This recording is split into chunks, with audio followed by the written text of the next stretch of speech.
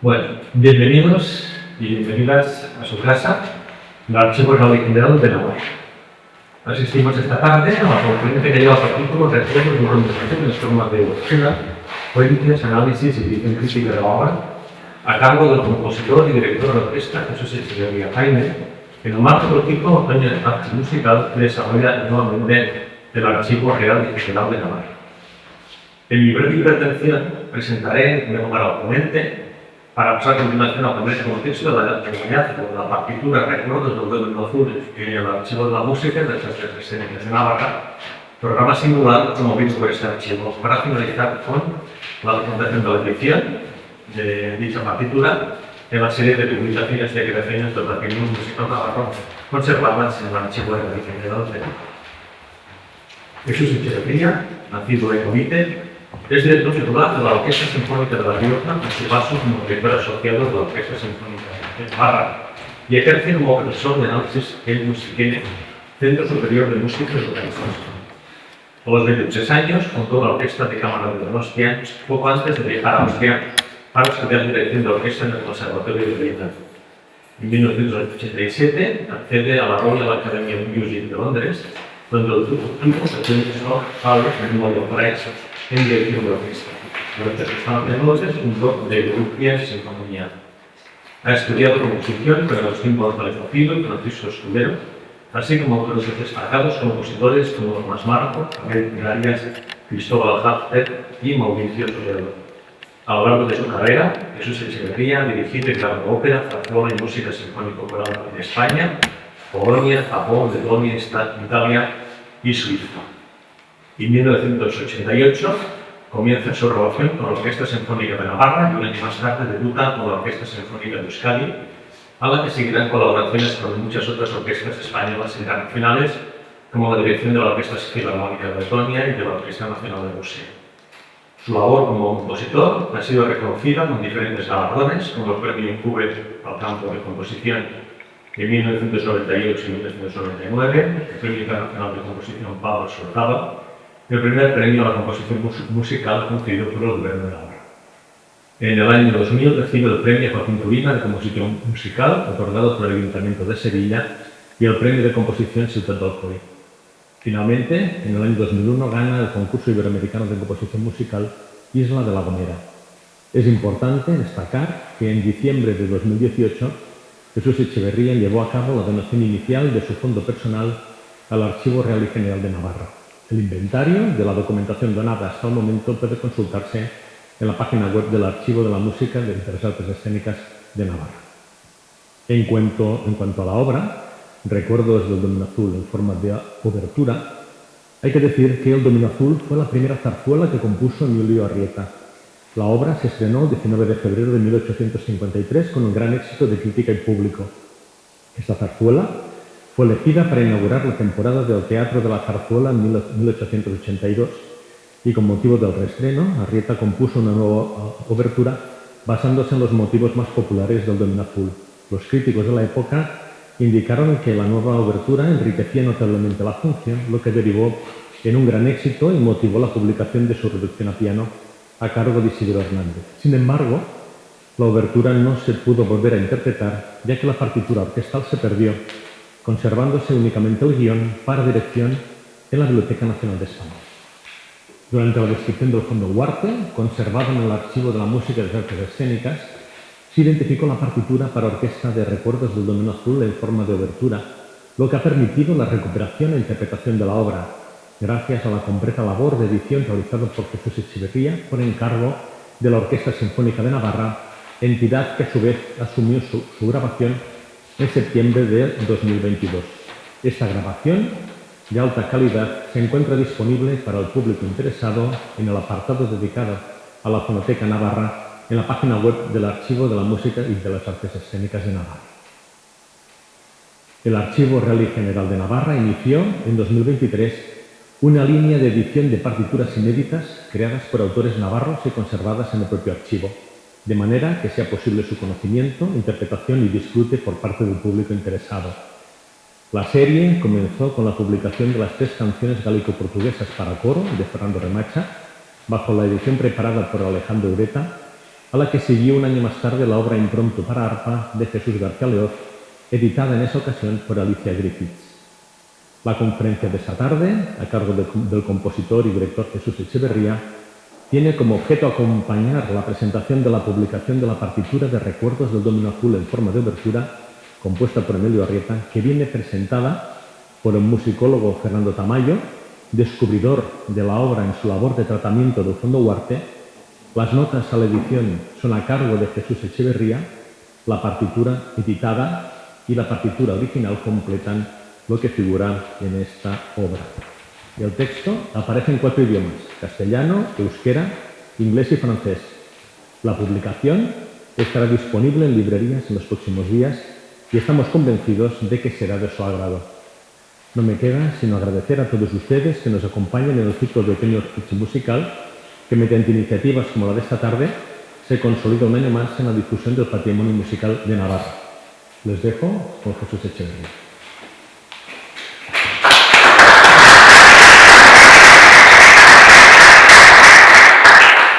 Muchas gracias, Joaquín. Después de escucharte,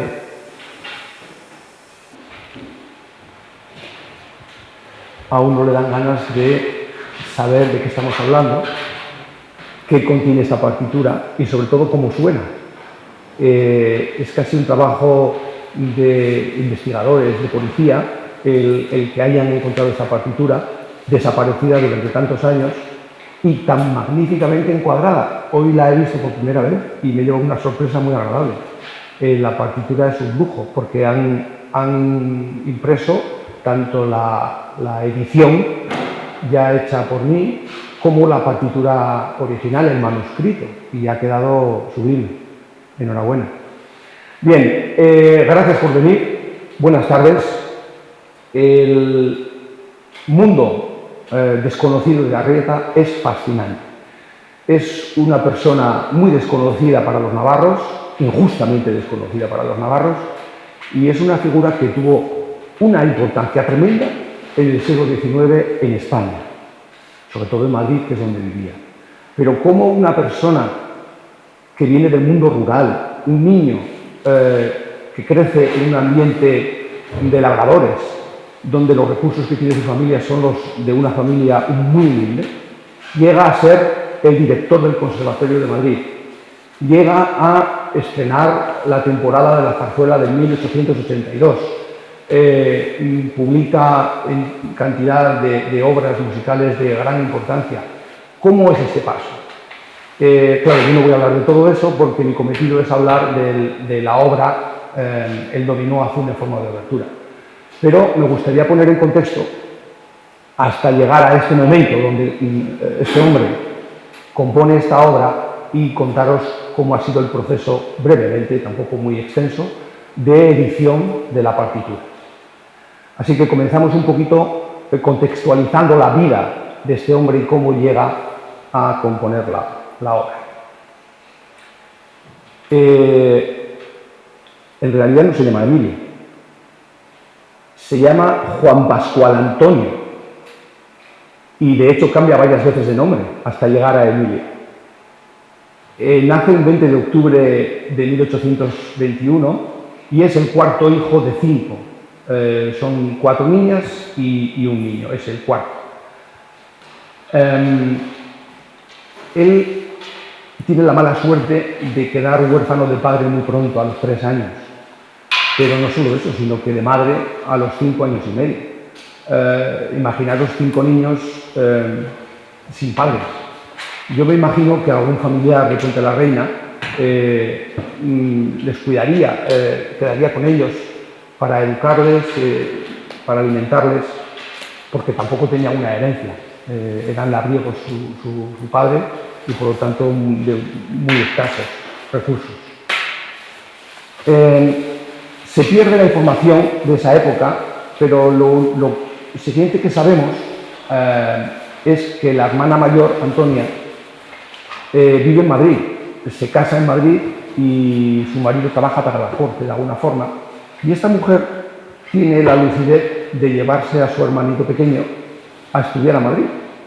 No a otra hermana, sino a él. No se sabe la razón por la cual hace esto.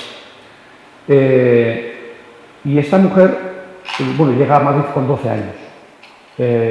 Y a los 12 años estudia solfeo, estudia piano, los rudimentos de la música.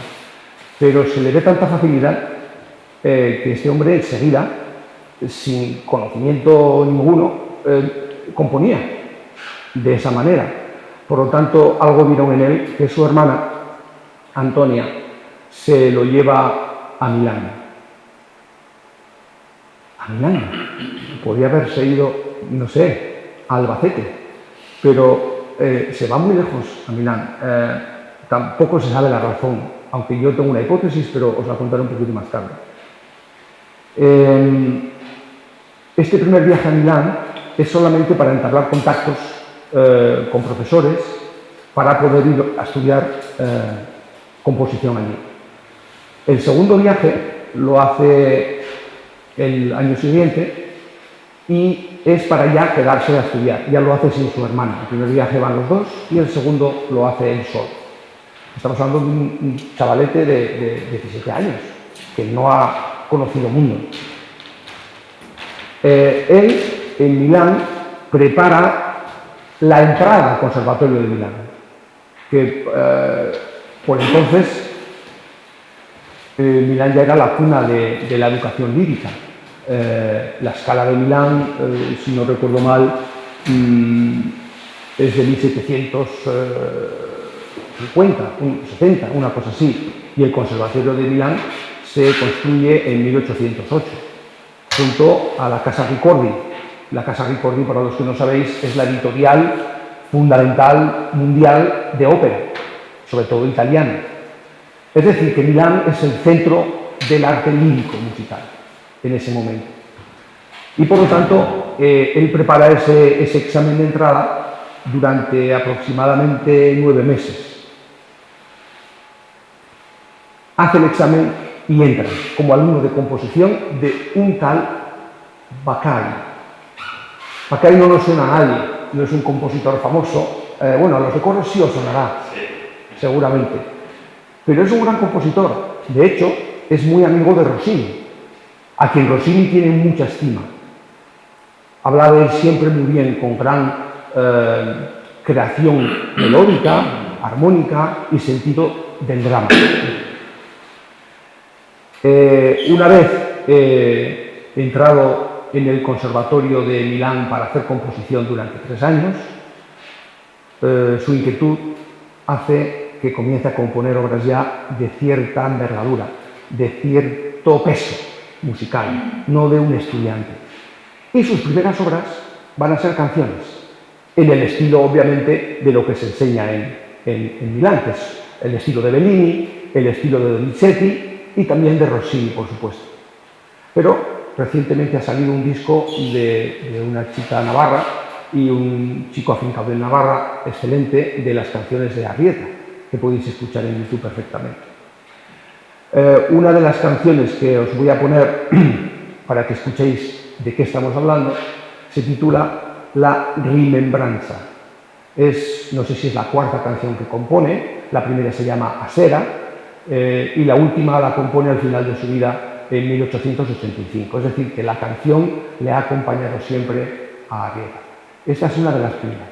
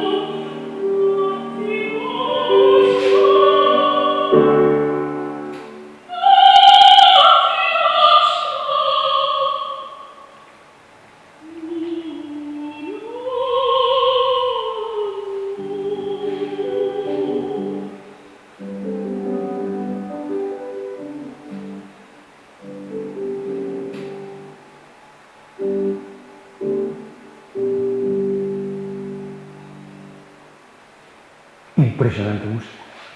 Solo tiene 24 años y solo lleva 2 años estudiando composición en Milán. Y podría ser perfectamente una canción de los grandes compositores de aquella época, Verdi, Bellini, Donizetti.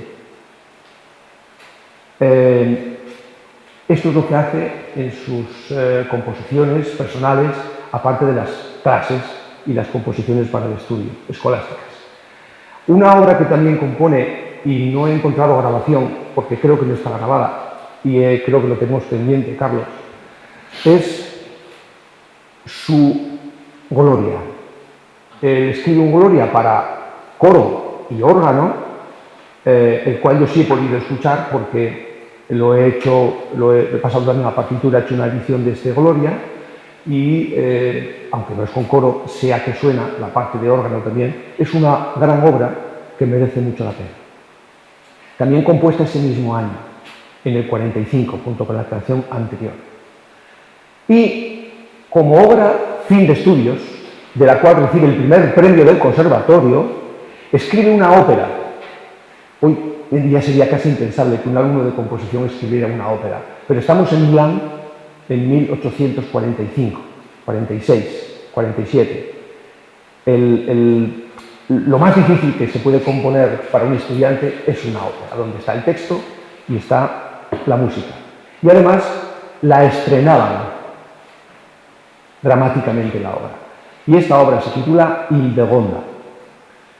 Es una obra relativamente pequeña, no podía ser una obra en 3 actos como las grandes óperas, o 4 actos como Aida, sino que era una obra en 2 actos, de dimensiones pequeñas, pero con una gran orquesta y bien terminada.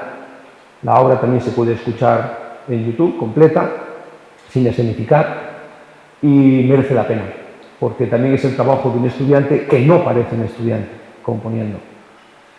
Os voy a poner solamente la obertura, que es cortita, dura 3 minutos, pero así os hacéis una idea del trabajo dramático que tiene ya la obertura, que nos presenta un poco lo que va a pasar enseguida en la ópera.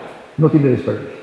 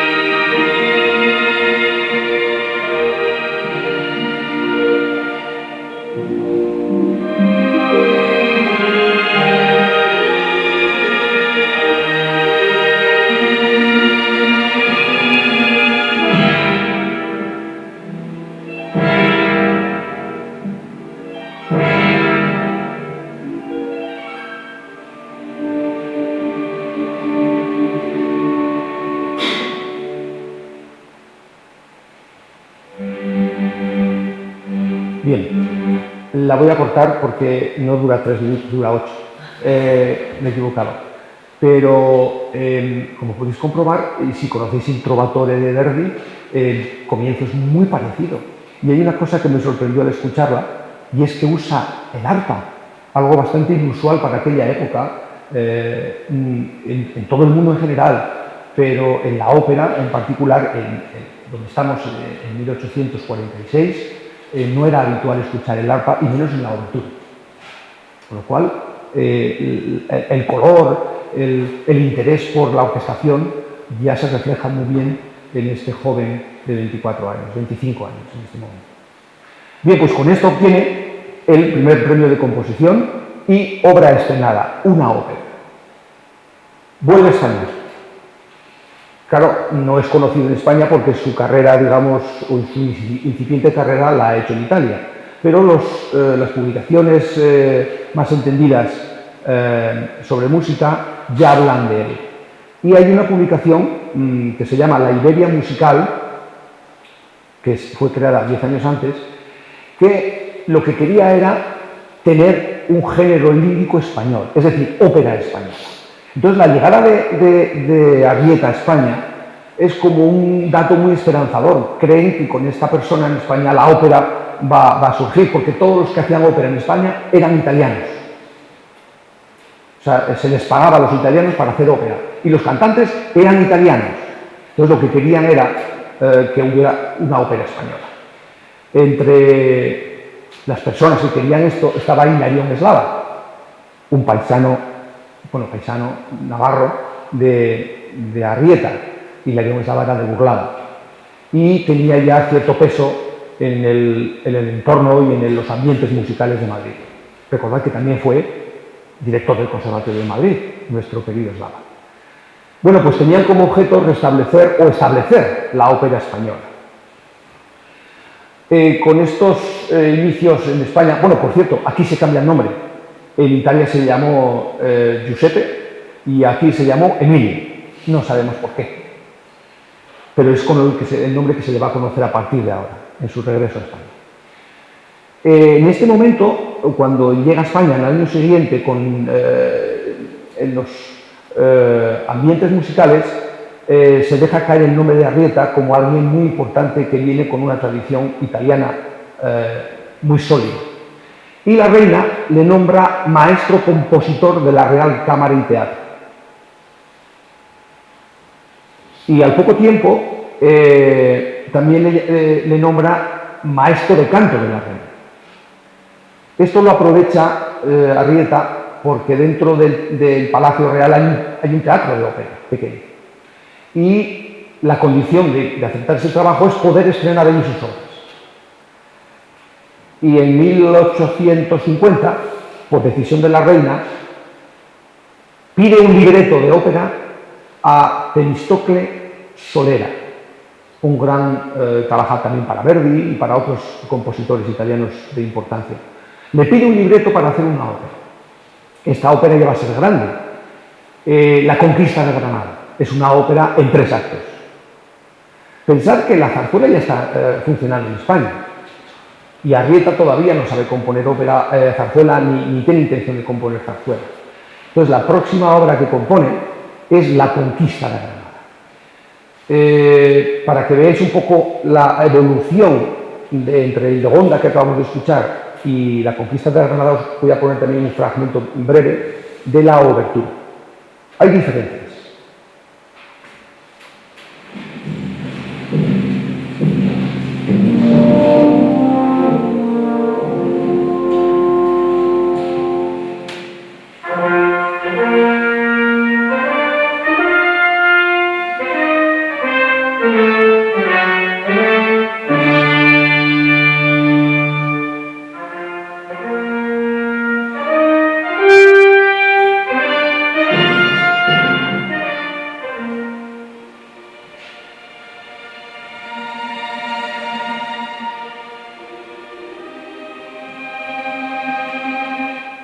Uy, perdón,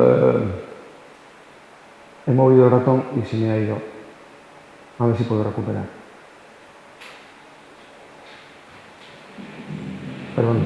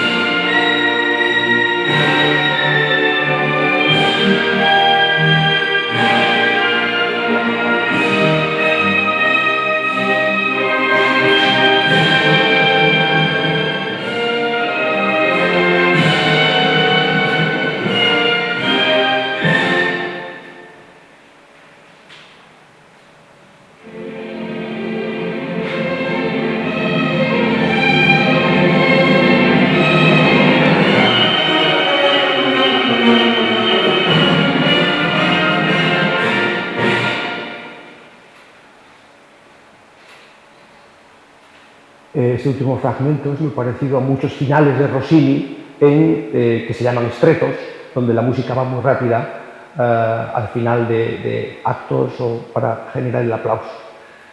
Como podéis comprobar en esta música, es mucho más seria, con más peso que la anterior, Hildegonda.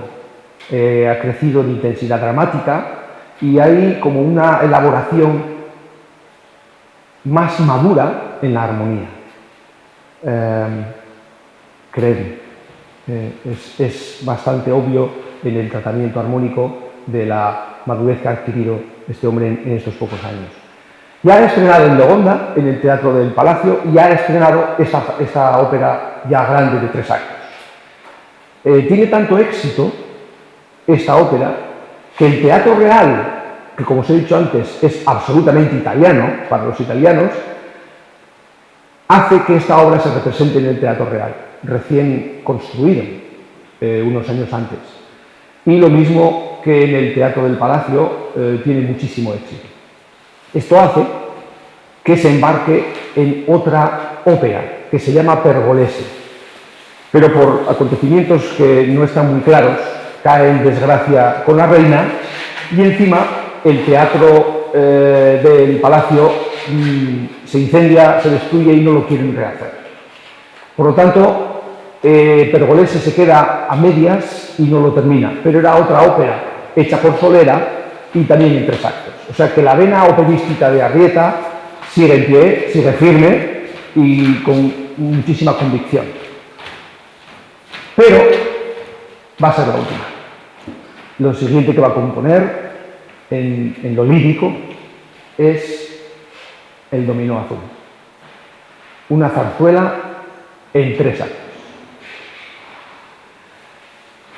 Por raro que parezca,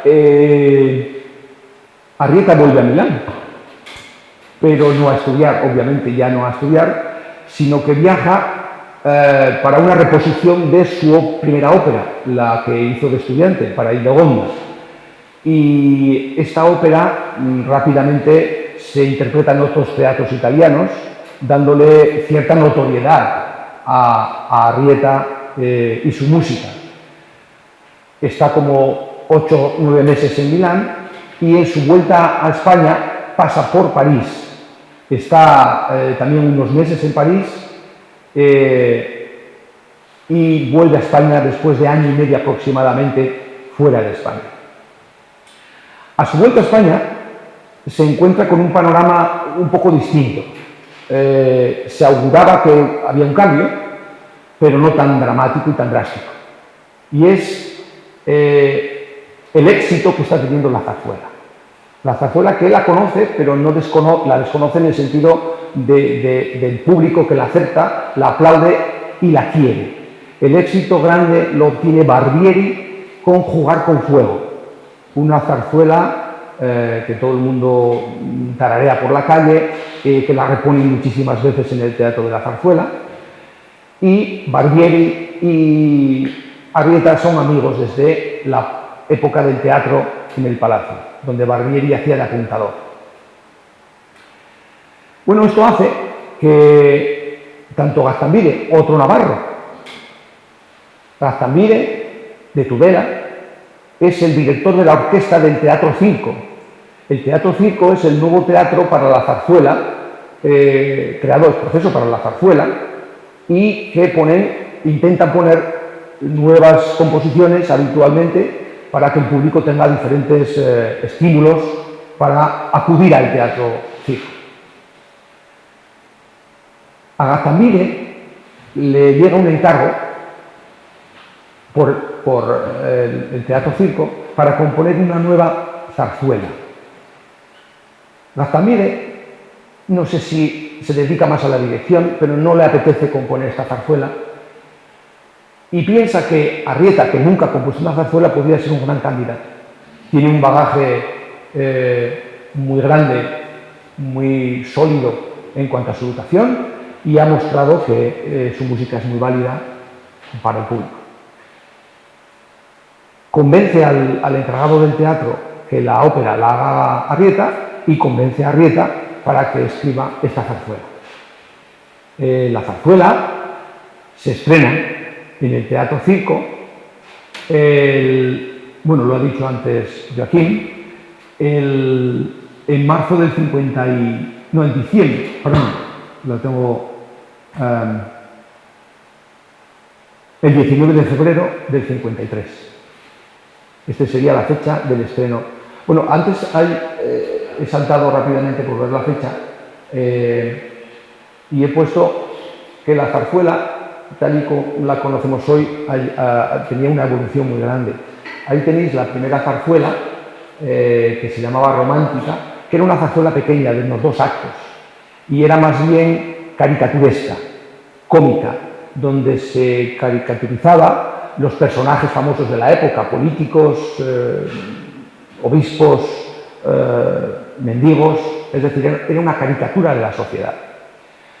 Luego vino la zarzuela restaurada, que era una zarzuela ya más grande, no mucho más, donde los principales actores dialogaban con los coros, cosa que antes no había coros. Y muchos de los diálogos de las partes del texto eran dialogadas, sin música. Y echaron mano del siglo de oro literario nuestro.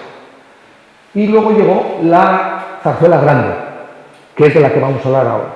El Dominó Azul es zarzuela grande, una zarzuela en 3 actos. Todavía aquí en Arrieta sin diálogos hablados, pero va a haber otras que sí.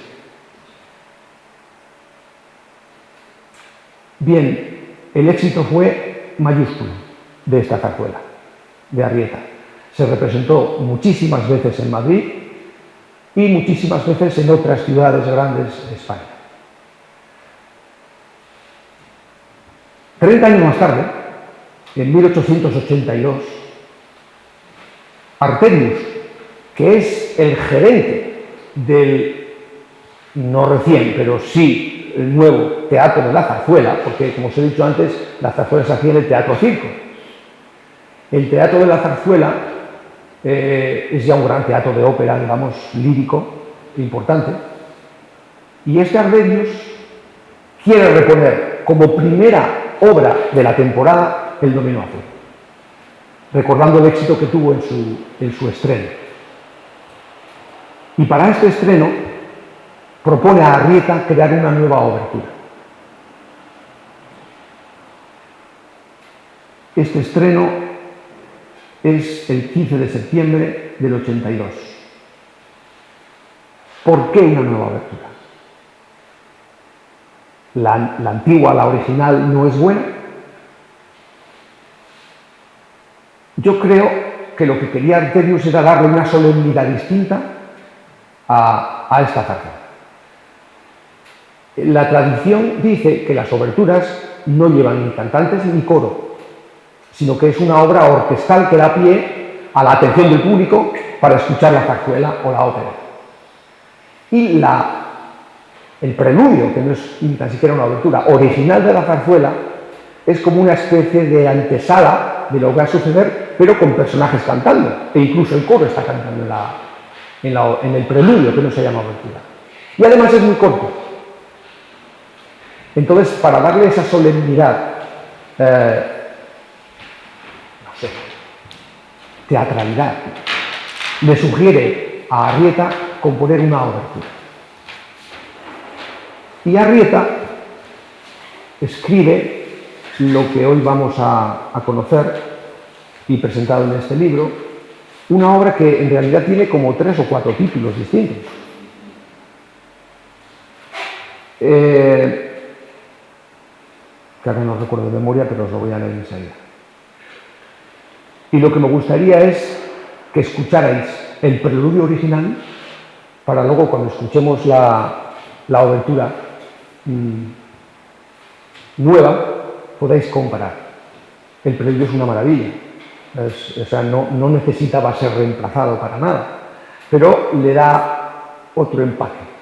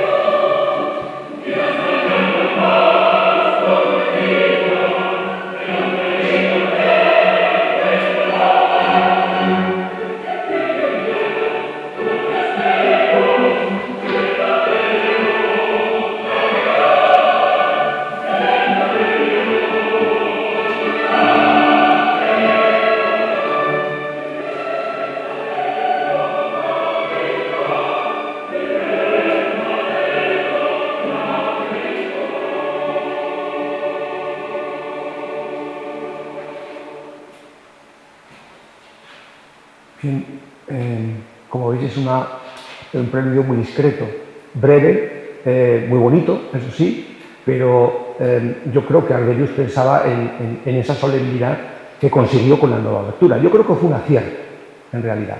No necesitaba cambiar la introducción, pero creo que salió ganando. Os he dicho que tenía varios títulos y no los encuentro, pero sí que tengo aquí la partitura rescatada del archivo Huarte, en el que la obertura nueva, que vamos a ver ahora, se titula Recuerdos del dominó azul en forma de obertura. Tengo aquí también el manuscrito del propio Arrieta del boceto que hizo de esta obertura, digamos en versión pianística para piano, y la llama El dominó azul, obertura. Y luego está, que no la tengo a mano, pero lo vamos a ver enseguida, la edición que hizo su amigo Isidoro Hernández, profesor del conservatorio, cuando él era director del conservatorio y por lo tanto se conocía muy bien, y me imagino que bajo la supervisión del propio compositor, Isidoro haría este arreglo, y él la llama Fantasía Obertura con los mejores momentos del dominó azul. O sea, tenemos tres títulos distintos para esta obertura. Nosotros en la edición obviamente hemos optado por el de la partitura general, que es con la que, digamos, está terminada la obra, porque lo demás son o bien una revisión o una adaptación o bien los bocetos. Claro, si estos son recuerdos del dominó azul, ¿cuáles son los recuerdos de una obra que dura aproximadamente 2 horas? Coge Arrieta para hacer la nueva obertura. Yo os he traído los ejemplos sacados de la zarzuela completa para que veáis luego en la escucha de la obertura nueva de dónde proceden. El primer ejemplo procede del número 2 de la zarzuela, es decir, lo que hemos escuchado es el número 1, el preludio. Pues lo siguiente en aparecer en la zarzuela es un cuarteto con coro. Y solo he cogido un minuto para que veáis luego y lo comparéis con la obertura.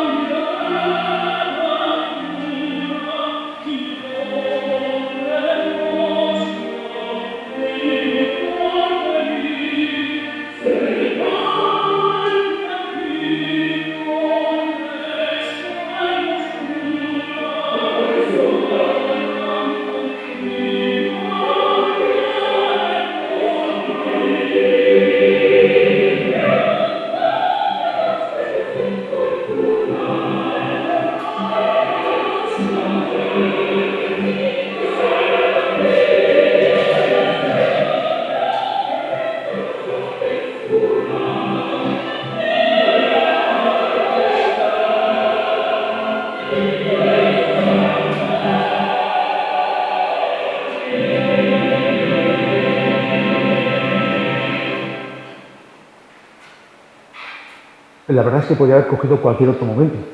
La zarzuela está llena de momentos deliciosos como este, y a veces dices, ¿y por qué no ha cogido este otro? Bueno, son gustos personales, obviamente, pero creedme, hay mucho donde elegir. Lo estoy poniendo en orden cronológico con respecto a la zarzuela original. Estos números luego en la obertura se desordenan, no están en ese orden, ¿de acuerdo? Pero esto es como aparecen en la obra. El siguiente número es el número 3, el dúo entre soprano y tenor. Bueno, no he hablado de la zarzuela, creo que no es el momento, ni hablar de los personajes, ni de la trama, pero la podéis escuchar toda ella también en YouTube, por el Teatro de la Zarzuela, grabada, sin imágenes, solamente el sonido. Y el libreto está accesible también. Siguiente ejemplo.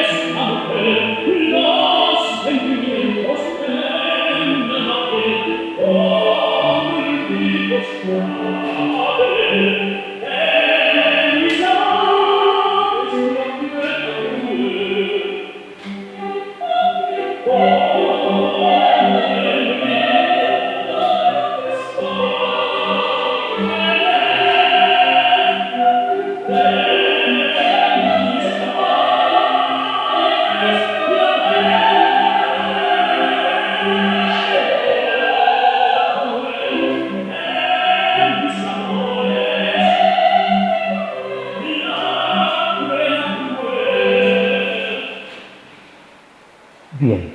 Luego de esto solo utiliza muy poquito, es la parte de la soprano la que utiliza muy brevemente. El siguiente ejemplo también es un dúo entre tiple y soprano, pero ya es el número 5.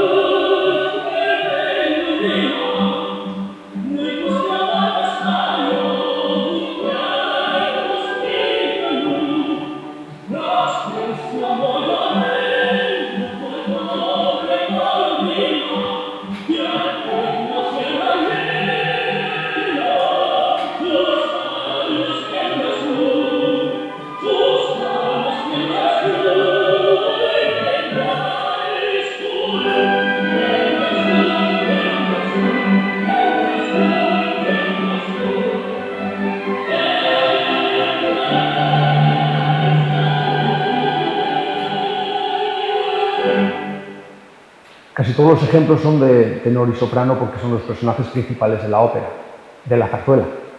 Doña Leonor y Hermann.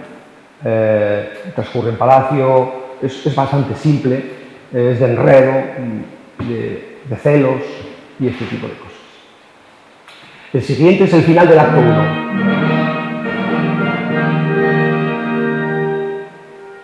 Es una cacería y ahí están las trompas, los metales.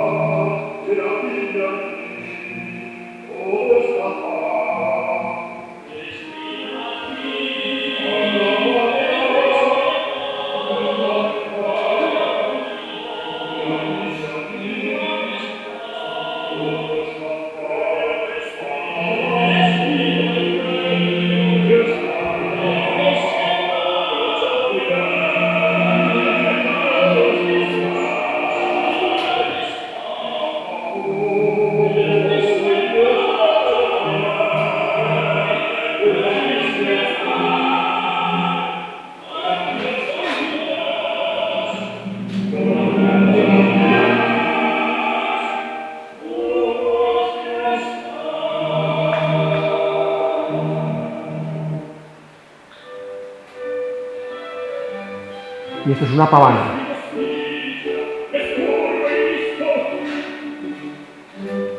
Es un baile de máscaras.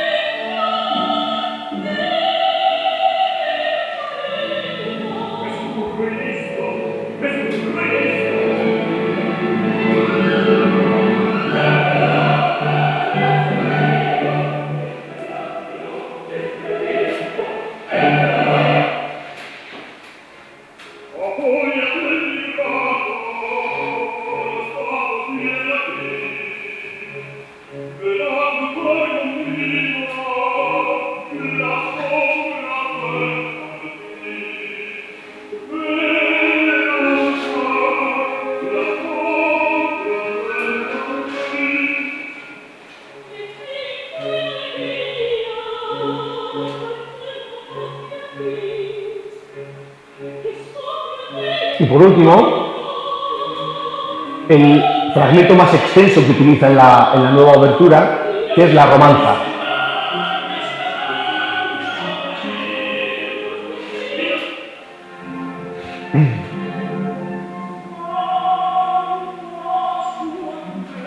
Una romanza del tenor, el protagonista.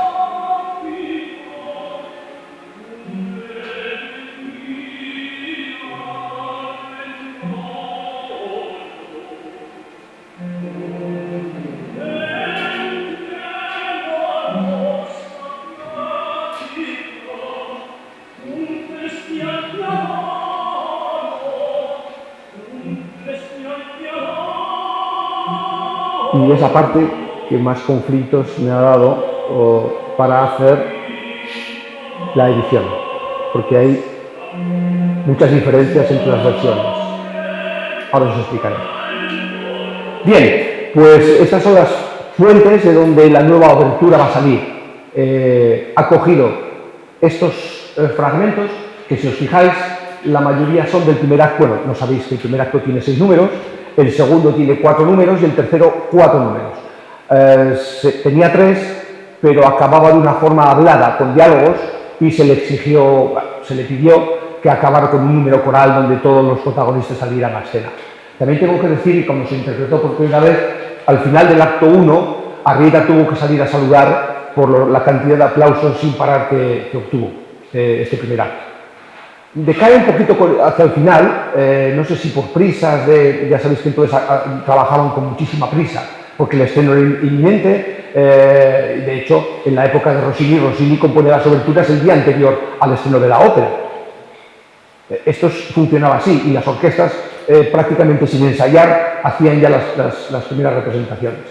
La urgencia era tremenda. No sé si por eso o por otras razones, la ópera decae un poquito y el propio Arrieta no escoge nada del tercer acto para esta nueva obertura. Bien, vamos entonces ya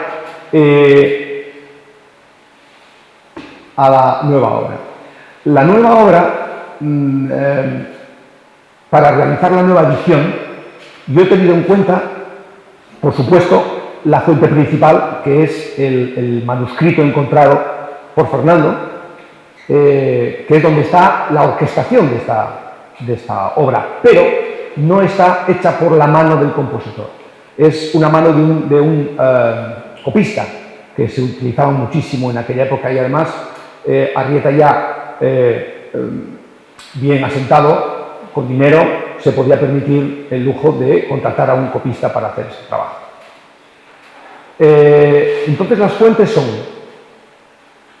por orden cronológico también, el manuscrito de la zarzuela completa. No sé si se ve, es demasiado pequeñito, ¿no? Bueno, como no va a tener mucha importancia ahora, luego lo veremos más grande, es para que me quepan todas y veáis todas juntas. Ese es el manuscrito que parece ser de Arrieta, pero es de la zarzuela completa, es decir, las partes que acabamos de escuchar. Es muy débil el lápiz o la tinta y está como muy, hay que ampliarlo bastante, pero hoy en día con los ordenadores es muy fácil ver las dudas. La segunda fuente es el arreglo que hizo otro amigo suyo, pianista, también profesor del Conservatorio de Piano, que se llama Justo Moret. Y es una edición muy curiosa porque normalmente las reducciones para piano de las óperas y zarzuelas tienen la parte de piano que hace la orquesta y luego tienen las partes de canto. Pues esta edición solo tiene la parte de canto y orquesta reducidas en piano, sin texto. O sea, es como una reducción musical. Pero ayuda mucho al editor para solventar dudas de ligaduras, de articulación, de dinámicas, de notas falsas posibles.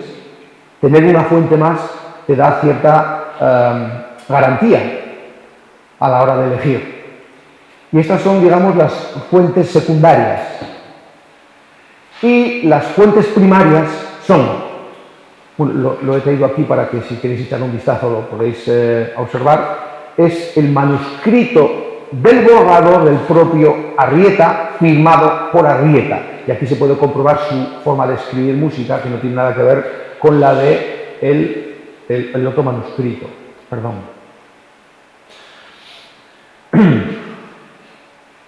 He puesto las fechas debajo, cuando se conocen, y cuando no se conocen, pues no he puesto nada. La siguiente fuente primaria es el guión para escena, para hacer los ensayos de escena, antes de que llegue la orquesta, que este está en la Biblioteca Nacional y tenéis acceso todos en la Biblioteca Digital, que es del 82, 15 del 9. Es posterior al de Arrieta manuscrito. Luego tenemos la fuente principal, que también la he traído, aunque está también en la lujosa edición que ha hecho el archivo, donde aquí tenemos, digamos, todos los datos necesarios para hacer la edición, con toda la orquestación completa, sin fecha. No he conseguido ver la fecha. Y por último, de la que ya os he hablado antes, la de Isidoro, el arreglo que hace Isidoro Fernández para piano para la edición pianística. Que aquí la tenéis. Por lo tanto, estas dos fuentes, la de Justo Moret y la de Isidoro Fernández, son fuentes a considerar porque están hechas por dos conocidos de Arrieta y me imagino que asesorados por el propio Arrieta. Con todo esto que hago, comprobar que hay muchos errores. Hay momentos en los que, cuando estudias la partitura, porque además, cuando se hizo la primera interpretación el Día de Navarra, yo la dirigí desde la partitura manuscrita. Y cuando uno estudia la partitura se da cuenta de irregularidades, de cosas que no son normales, o que algo falta, o que hay algún error del copista, porque los copistas también se equivocan. Y entonces echas mano de las otras fuentes para corroborar si lo que ha hecho el copista está bien o simplemente es un error, cosas que nos pueden pasar. Y entonces pasas de fuente a fuente hasta darte cuenta que en algunos casos cada fuente es distinta. Y entonces, ¿qué decisión tomas? Bien, para que sepáis lo que mis decisiones siempre ha prevalecido ante la gran duda de que cada una de las fuentes es distinta. Siempre he priorizado la fuente manuscrita de orquesta, la que apareció en el archivo Word. Si no contradice mucho el manuscrito del propio Arrieta. O sea, digamos que las dos fuentes principales para mí han sido el manuscrito de Arrieta, de esta obertura, y la orquesta ya creada por el copista. Pero hay ocasiones en las que el editor tiene que decidir. ¿Y cómo evito yo eso? Vale, normalmente tomo una decisión y pongo en una tipografía distinta en la edición para que el que posteriormente a mí la estudie esta partitura sepa que es un añadido mío del editor y que por lo tanto no está en la edición en manuscrito, para que él tome una decisión a su juicio. Es decir, que yo no estoy imponiendo mi criterio sobre las diferencias o discrepancias de las partituras. Dejo claro si un pianísimo no está escrito en la partitura, pero yo deduzco que debería de estar porque en las otras fuentes está, pongo en una tipografía distinta ese pianísimo. ¿De acuerdo? Bueno, os voy a poner 3 ejemplos para que veáis un poquito, no sé si se van a ver claramente en la pantalla, esperemos que sí, porque como os digo hay fuentes que están muy difusas. Bien, cuando abordé esta partitura para el estudio, una de las cosas que me llamó muchísimo la atención, a ver si puedo, porque no tengo señalador y no sé si el ratón funciona aquí. Sí, el ratón funciona. Esta es el principio de la obertura, pero os estoy enseñando no en la obertura, sino en la zarzuela. Es decir, que sería el final 1, el número 6 de la zarzuela completa, porque es igual. Y tenéis la fanfarria de trompas, trompetas, los que no sois músicos igual no os preocupéis, no sabéis. Aquí están las flautas, oboes, clarinetes, fagotes, trompas, trompetas, trombones, tuba, timbales y a partir de aquí violines, violas, violonchelos, contrabajos y coro debajo. Esto es como está escrito. Aquí tendríais la fanfarria primera que anuncia la cacería, donde el rey con toda su corte van a cazar. Y aquí tenéis la respuesta a este fortísimo de toda la orquesta, que en este caso, aunque no se ve muy bien, aquí veréis una rayita, pone 2 T's, que significa pianísimo, suave, suave, suave, suave, suave, y lo tocan las flautas. Y en respuesta a esta fanfarria de metales. Claro, como esto es una copiar y pegar a la obertura nueva, yo me encuentro con que la obertura nueva no tiene pianísimo, no pone suave, suave a los que tocan después de la fanfarria. Y además no lo tocan las flautas, lo tocan las trompas, que son normalmente símbolo de cacería. Las trompas habitualmente lo llevaban los nobles para sus cacerías y llamaban a los perros y llamaban a la cacería con trompas. Pues esa fue mi primer duda. Entonces, comprobando las demás fuentes, sigo en orden cronológico, aquí estaría el arreglo que hizo Justo Moré de la zarzuela. Y aquí tenéis con 2 F's, que significa fortísimo, la fanfarria de metales, y aquí pianísimo 2 P's para lo que en el caso real eran las flautas. Por lo tanto, está claro que Arrieta quería este contraste en la zarzuela. Pero aquí tenemos el manuscrito, el borrador del manuscrito de Arrieta, en la mano de Arrieta, de la nueva zarzuela, 30 años después. Aquí tendríais la fanfarria y aquí tendríais, de hecho pone el propio Arrieta a mano, trompas. Es decir, que está pensando ya en la orquestación de lo que está escribiendo, no flautas como en la zarzuela original. ¿Y dónde veis las 2 P's? Pues no están. No pone nada. Y a mí me asalta la duda. Como es un borrador, pues seguramente no ha pensado, como ya lo orquestaré, ya le pondré las 2 P's después. Además, cuando lo diriges y lo interpretas, realmente suena a contraste. De hecho, las trompas tocan piano instintivamente, porque suena a un diálogo de contrastes. Bueno, pues no pone nada. Este es el manuscrito ya con la orquestación completa, y aquí tenéis toda la fanfarria, bien negrito, y aquí tenéis a las trompas tocando ese contraste. Y no les pone nada, es decir, debería de ser la última dinámica que tienen escrita, que son 2 F's, fortísimo. Y el timbal está tocando una especie de llamadita, tacadán, a lo que ellos hacen, y les pone sforzando, que sforzando significa donde estés, pero un poquito golpeado, un poquito más enérgico. Por lo tanto, no hay duda. Parece ser que todos coinciden que la nueva zarzuela, la nueva obertura debería de ser fortísimo en vez de el original que era pianísimo. Yo lo he mantenido así. Pero tengo que decir que cuando lo interprete la primera vez, a las trompas les dice que tocarán piano. En contra de lo que la partitura dice, porque yo pensé que era un error. Claro, en la edición no he puesto piano, simplemente fue una decisión mía del momento para la interpretación, porque suena a eso. Luego lo vais a escuchar y ya vosotros decidís a qué os suena más. Y en cualquier caso también tengo que decir que como esto se repite 2 veces, la segunda vez al acompañamiento sí que les pone pianísimo, pero no las trompas. Bueno, pues aquí veis el guión, donde también pone trompas y tampoco tienen nada. En vez de 2 Fs, solo hay una F. Es decir, que hay ciertas contradicciones siempre.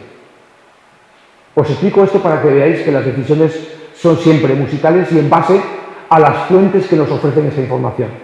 Y siempre tienes que tener un orden de prioridades. ¿A quién hacer caso? Bueno, este es un ejemplo. Os voy a poner solo 3, ¿eh? Pero creo que son muy elocuentes para que valoréis un poco cómo está hecha la obertura, cómo está hecha la edición, con qué rigor, y luego a qué suena, porque yo creo que tenemos que acabar escuchándola después de aprender por qué y cómo. Aquí hay un ejemplo también, bueno, esto es muy obvio, pero creo que también es importante que veamos que hay errores de transcripción. Este es el fragmento siguiente a la página anterior, es decir, el andante ese que os he dicho que lo usa muchísimo, donde el tenor, el barítono, está sustituido por la trompa, que hace la melodía del barítono. Los que sabéis música, esto es un 9×8 y tiene que tener 9 corcheas en cada compás. Pues aquí le faltan 2. Ese compás está incompleto. Cuando ves esto dices, claro, si haces lo que está escrito, te van a faltar dos corcheas para acabar el compás, mientras que el resto sí que lo tiene completo. Claro, hay que averiguar qué pasa. El error es del copista, el error es de Arrieta, las 2 corcheas que faltan al principio, faltan al final, faltan en mitad. Bueno, pues este mismo fragmento está en el manuscrito borrador de Arrieta y ese compás sería el quinto, 1, 2, 3, 4 y 5. Y ahí no falta nada.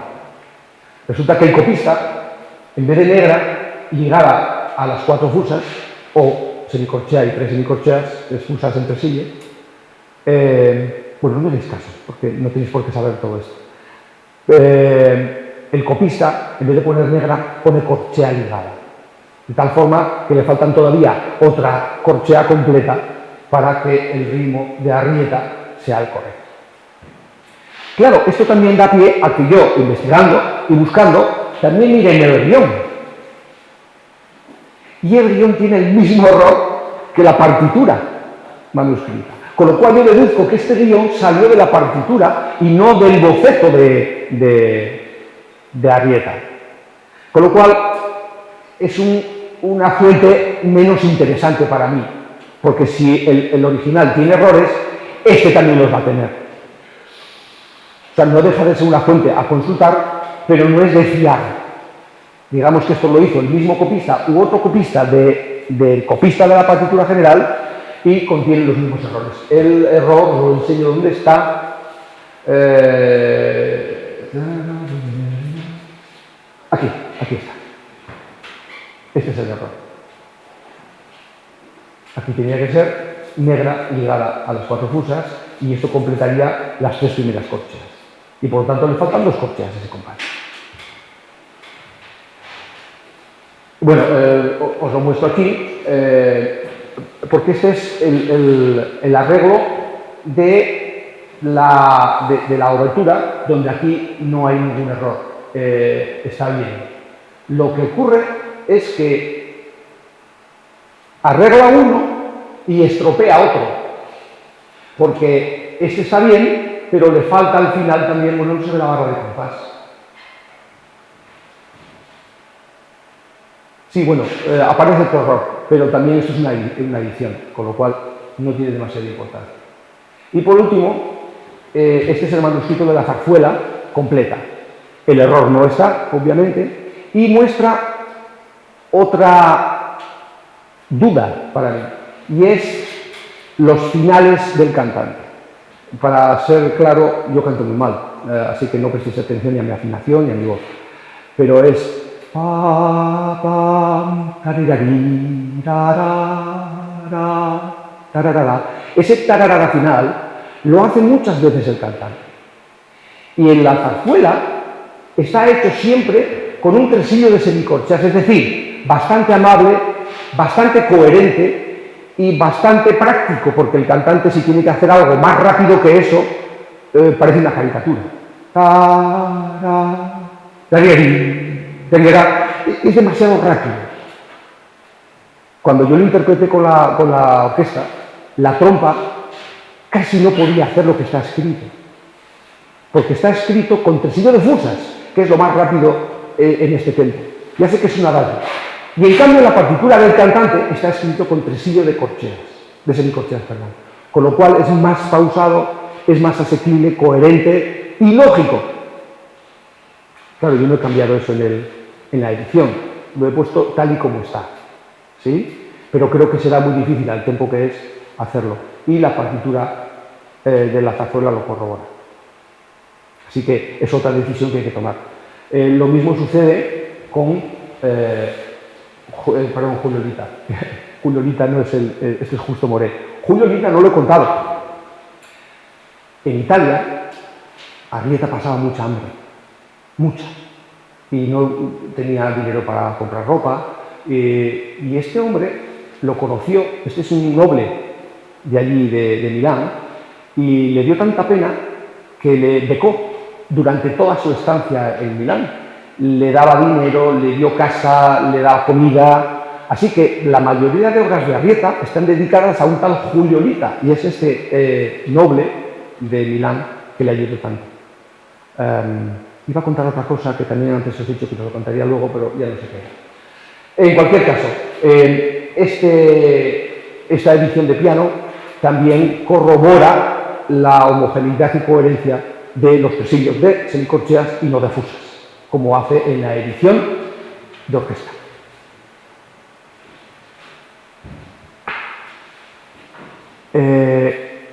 Y por último, esto es más personal, pero en el final, en la apoteosis final de la obertura que vamos a escuchar ahora mismo, hay una melodía que la hace, fijaos qué raro, la trompeta, que suena mucho, y el oboe, que suena menos que la trompeta. Y a los dos les pone forte, que toquen con fuerza. La cuerda, que va acompañando toda la cuerda entera, tiene una F, es lo que parece que hay ahí, una F, que significa forte también, o así lo entendí yo. Hay que mirar con lupa y ampliando muchísimo en el ordenador la imagen para ver que no es una F normal, que tienen algo antes, que deduzco que es un sforzando. Dentro de lo suave, un sforzando no significa fuerte, significa que esforzar un poquito la primera nota. Y luego, como se repite en cada compás, esta línea significa repetir esto en cada compás. Yo entiendo que hay un sforzando en cada compás, pero no lo sé. Y otra cosa que me perturba es que aquí pone a nadie en un pentagrama en blanco, dos P's pianísimo, suavísimo, y cres, que significa creciendo en intensidad. ¿Para quién se refiere eso? Si no hay ningún instrumento en ese pentagrama. Para toda la orquesta. Pero no puede ser, porque la flauta y la trompeta tienen un forte y son los protagonistas. Pues ya no es para toda la orquesta. ¿Para quién es eso? Porque los clarinetes tienen forte también. La flauta tiene forte. Muy raro. Entonces las demás fuentes, bueno, algunas se contradicen y otras no. Esta sería el manuscrito borrador de... pero que ahora no sé dónde está. Así, aquí. Fa, si, la, sol, fa, mi, fa. Pone marcado y pone forte, pero es que el acompañamiento no le pone nada. Es decir, forte también. No pianísimo y crescendo. Allegro marcial, como si fuera una marcha militar. Bueno, este es el que os he dicho que no tiene mucho, no es de fiar, pero en este ni tan siquiera pone nada. Lo que le pone es un corte al acompañamiento. O sea, todo es contradictorio. Y revisando las demás fuentes, pues esta sería donde está fa, si, la, sol, fa, mi, fa. Toda esta parte viene de fortísimo anterior. Todo es fortísimo. No hay nadie que toque suave acompañando. Y la zarzuela completa, exactamente igual, pero al revés. En la zarzuela original, aunque no se ve, pero creedme, porque lo he ampliado y se ve poquito, todos tienen pianísimo, excepto la trompeta y el oboe. Deducción. Creo que para que se escuche el oboe, pobre oboe, los demás tienen que tocar un poquito menos. Y si toca el acompañamiento piano, se va a escuchar perfectamente la melodía en el oboe y la trompeta. Y además creo que es lo que dice el copista, que el acompañamiento sea muy suave y poco a poco creciendo hasta llegar al final. Bueno, son 3 ejemplos de muchísimos que hay, de decisiones que hay que tomar para una buena edición crítica. ¿Qué nos queda? Bueno, la obertura dura 8 minutos largos. Creo que merece la pena. El equipo no es el mejor, pero vais a escuchar, el proceso de edición no lo vais a escuchar, pero si recordáis un poquito los ejemplos que os he puesto, veréis que están desordenados y que hay una especie de diálogo de todas estas piecitas unificado para llegar a un propósito, que es, o un objetivo, mejor dicho, que es realzar la nueva puesta en escena de la zarzuela, dándole un carácter más solemne, más profundo, más serio si queréis, a esta nueva reposición.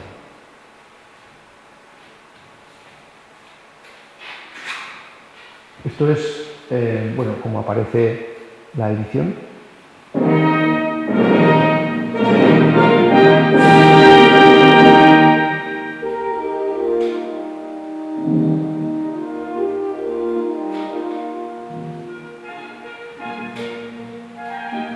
¿Os sonará familiar de Ángeles?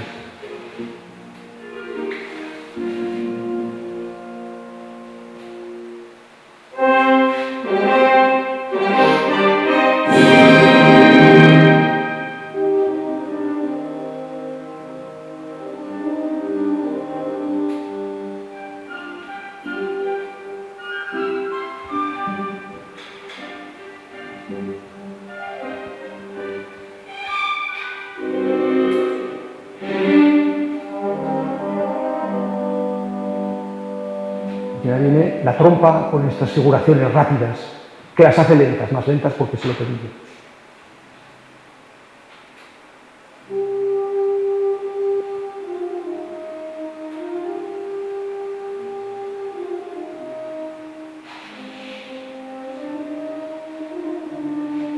El compás del conflicto.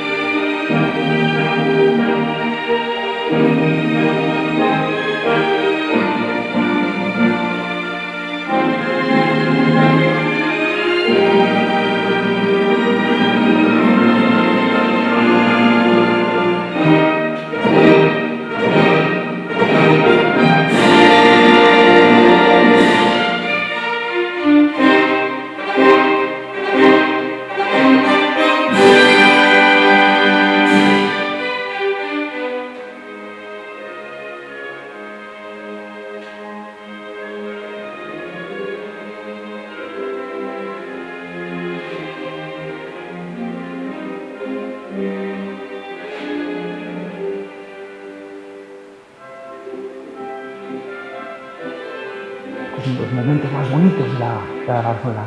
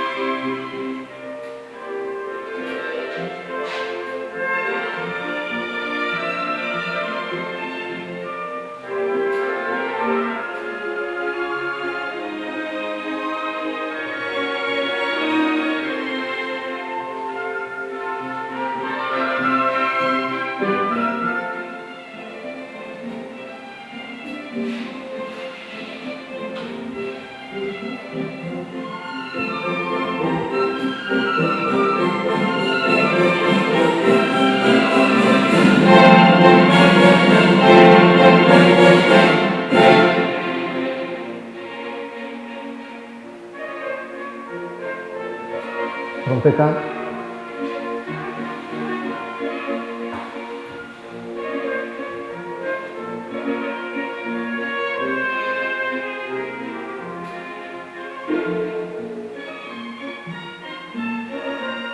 Que hace lo que hacen los cantantes en la zarzuela, en este caso el tenor.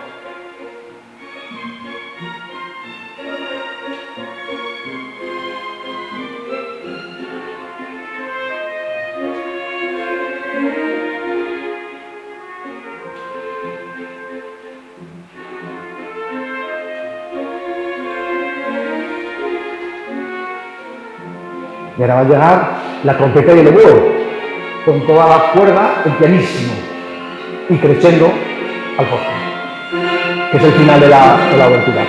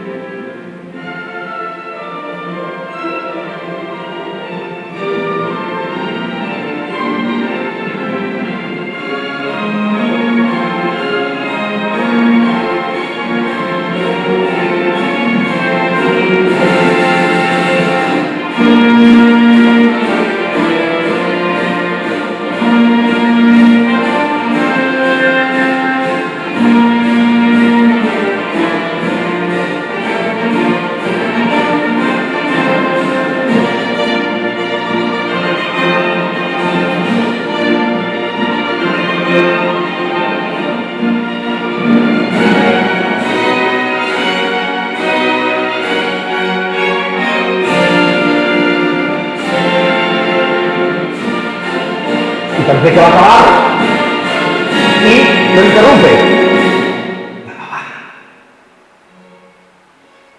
Es como, ¿qué me estás contando? Si vamos a acabar. Pero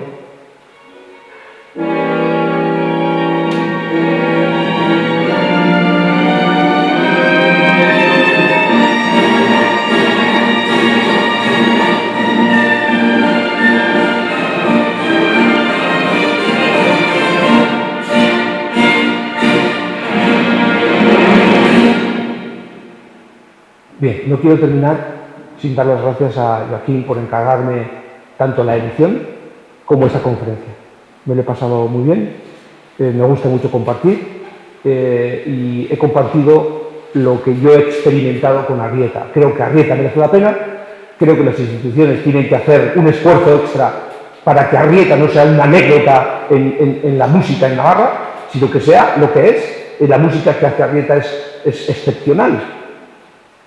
Y Baluarte, la orquesta, el archivo, el conservatorio, todos los estamentos públicos dedicados a la música tienen que hacer un esfuerzo para que esto no sea anecdótico y que esta conferencia no sea para nosotros los que estamos aquí, sino que sea algo más. Gracias, Joaquín, y gracias a todos por compartir. Gracias.